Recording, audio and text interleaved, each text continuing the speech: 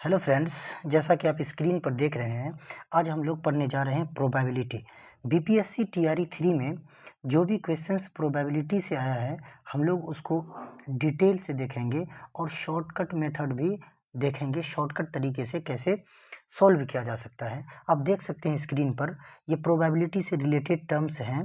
Experiment क्या है, simple space क्या है, favourable outcomes, trial, random experiment, ये सब क्या है।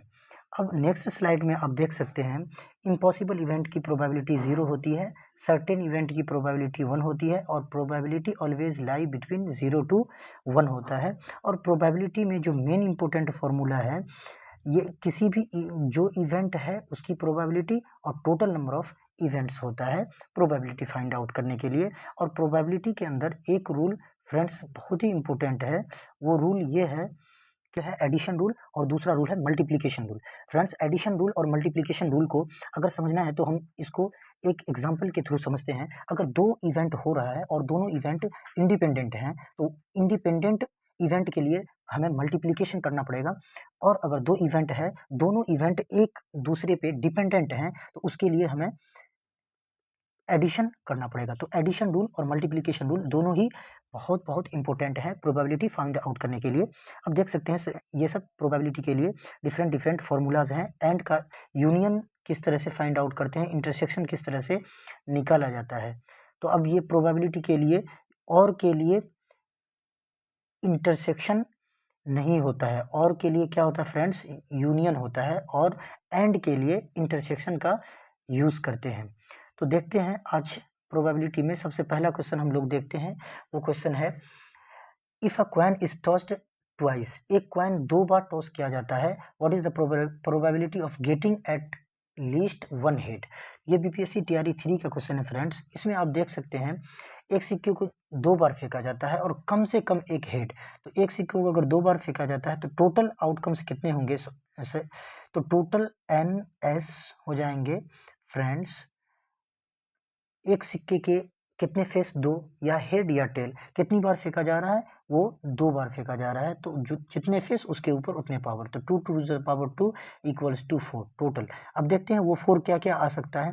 पहले बार में हेड हेड आ जाए दोनों सिक्के पे, हो सकता है दूसरी बार में टेल टेल आ जाए, हो सकता है तीसरी बार में ये आ जाए हेड टेल आ जाए, हो सकता है लास्ट टाइम में इसको आ जाए टेल और हेड आ जाए। तो टोटल आप फ्रेंड्स देख सकते हैं, टोटल आउटकम्स हमारे पास 4 आता है। अब हमें निकालना है एट लीस्ट वन हेड, और एट लीस्ट का मीनिंग ये हुआ कम से कम वन हेड, और ज़्यादा से ज़्यादा जितना भी हेड आ सके। तो दो बार टॉस किया गया, ज़्यादा से ज़्यादा दो हेड हो सकते हैं। तो अब एन ई कितना हो जाएगा, 3, 1 2 3, और एन एस कितने हो जाएंगे फ्रेंड्स, एन एस टोटल 4। तो हमारे पास एटलीस्ट वन हेड के लिए प्रोबेबिलिटी कितना हो जाएगा, 3/4। ये आप ऑप्शन में देख सकते हैं फ्रेंड्स, ऑप्शन नंबर बी इसका सही उत्तर हो जाएगा। नेक्स्ट क्वेश्चन में हम लोग देखते हैं, ये भी बीपीएससी टीआरई 3 में पूछा गया क्वेश्चन है। ये क्वेश्चन बहुत ही इंपॉर्टेंट क्वेश्चन है। ए द्वारा किसी प्रॉब्लम को हल करने की प्रायिकता 1/2 है। तो फ्रेंड्स, इस तरह के क्वेश्चन में अगर प्रॉब्लम सॉल्विंग दिया हुआ है तो प्रॉब्लम ना सोल्व करने की प्रोबेबिलिटी हमें निकालना पड़ेगा। उसके बाद उस प्रोबेबिलिटी को 1 से माइनस करना पड़ेगा।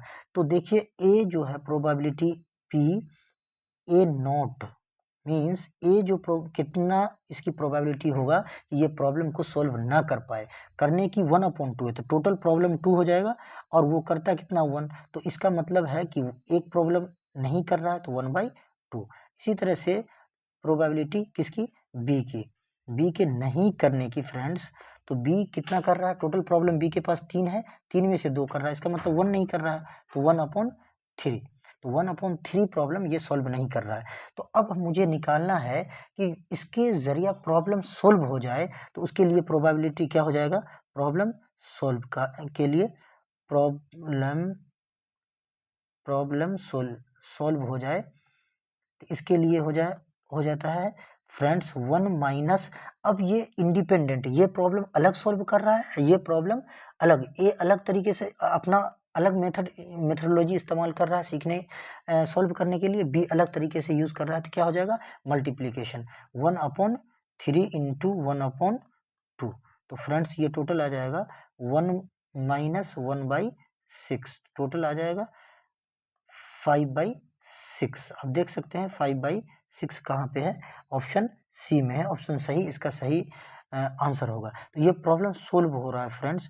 कितने प्रॉब्लम सोल्व हो रहे हैं, प्रॉब्लम सोल्व ना हो उसका सबसे पहले निकालना है, फिर 1 में से माइनस करना है, तो प्रॉब्लम सोल्व होने की प्रोबेबिलिटी निकल जाएगी। अब देख सकते हैं नेक्स्ट क्वेश्चन है, 6 पासे फेंक कर अलग अलग फलक पर प्राप्त करने की प्रायिकता क्या हो जाएगी। तो सपोज हमारे पास एक फलक एक पासा है, तो उसको फेंकेंगे उसमें से, तो फर्स्ट टाइम हमारे पास 1 आ जाए तो टोटल फेस कितने हैं, 6 है। दूसरी बार 2 आ जाए, टोटल फेस कितने हैं, 6 है। तीसरी बार हो सकता है 3 आ जाए, टोटल फेस कितने हैं, 6 है।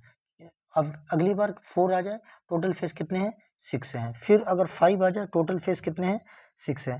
मीन्स 1 2 3 4 5 6 फेस होते हैं, हर फेस को लाना है, तो 1 बाय 1 आ सकता है ये। तो किसी भी ट्रायल के अंदर कोई भी फेस आ सकता है, ये मैं 1 बाय 1 लिख रहा हूँ। हो सकता है पहला बार में ही 5वां फेस आ जाए, पहला बार में ही चौथा फेस आ जाए, तो ये लास्ट टाइम में 6, ये 6 अपॉन ये कितने आ जाएंगे टोटल फेस, ये 6 आ जाएंगे। तो अब फ्रेंड्स ये एक अलग प्रोबेबिलिटी है, ये भी अलग है, ये भी अलग अलग है, ये भी अलग है। तो मीन्स ये एक दूसरे पर डिपेंडेंट नहीं है। डिपेंडेंट नहीं है इसका नहीं है, तो इंडिपेंडेंट है। तो इंडिपेंडेंट के लिए हमें मल्टीप्लाई करना पड़ता है। अगर हम इसको मल्टीप्लाई करें तो ये हमारे पास आ जाता है 1 into 2 into 3 into 4 into 5 into 6 upon 6 to the power 6। अब इसको फ्रेंड्स देख लेते हैं, 6 factorial 6 upon 6 to the power 6। तो ये हमारा सही करेक्ट आंसर हो जाएगा। फैक्टोरियल 6 का मतलब क्या होता है, 6 into 5 into 4 into 3 into 2 into 1 होता है फ्रेंड्स। तो 1 तो मल्टीप्लाई करने से कोई इम्पैक्ट नहीं होता है, तो इसका करेक्ट आंसर हो जाएगा factorial 6 upon 6 to the power 6 इसका सही आंसर है। अब नेक्स्ट क्वेश्चन देख सकते हैं, 2 वैकेंसी है, उसमें हस्बैंड और वाइफ दोनों इंटरव्यू के लिए आते हैं। तो हस्बैंड जो आता है इंटरव्यू के लिए, तो फ्रेंड्स इसमें 2 ही सीट है, हस्बैंड और वाइफ दोनों आती हैं। तो इसका मतलब क्या है कि 2 सीट है, 2 आदमी है। तो इसका और ये दोनों एक दूसरे पर निर्भर नहीं है, मतलब ये इंडिपेंडेंट है। तो इसका मतलब हस्बैंड कितना हो जाएगा प्रोबेबिलिटी पी हस्बैंड के लिए, तो 1/7, और पी वाइफ के लिए कितना हो जाएगा फ्रेंड्स, 1/5।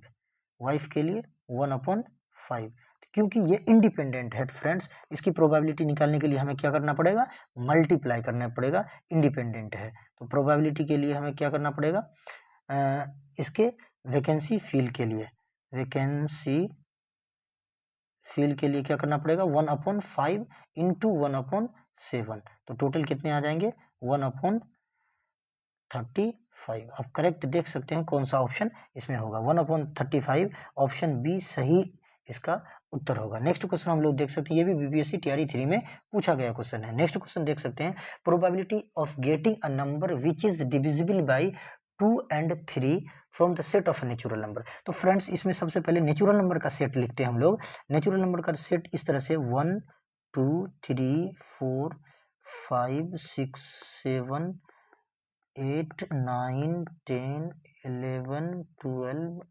13 14 15 16 17 18 इसी तरह से 19 ... ये सेट है। तो इसमें से फ्रेंड्स हमारे पास 2 से भी होना चाहिए और 3 से, और इसका जो एलसीएम होगा इससे भी होना चाहिए।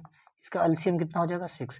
तो 2 से भी होना चाहिए, 3 से भी होना चाहिए और 6 से भी होना चाहिए, और नेचुरल नंबर का सेट होना चाहिए। इसका मतलब अगर हम 6 से लेते हैं तो ऐसा सेट हमको चूज करना पड़ेगा वो 6 से।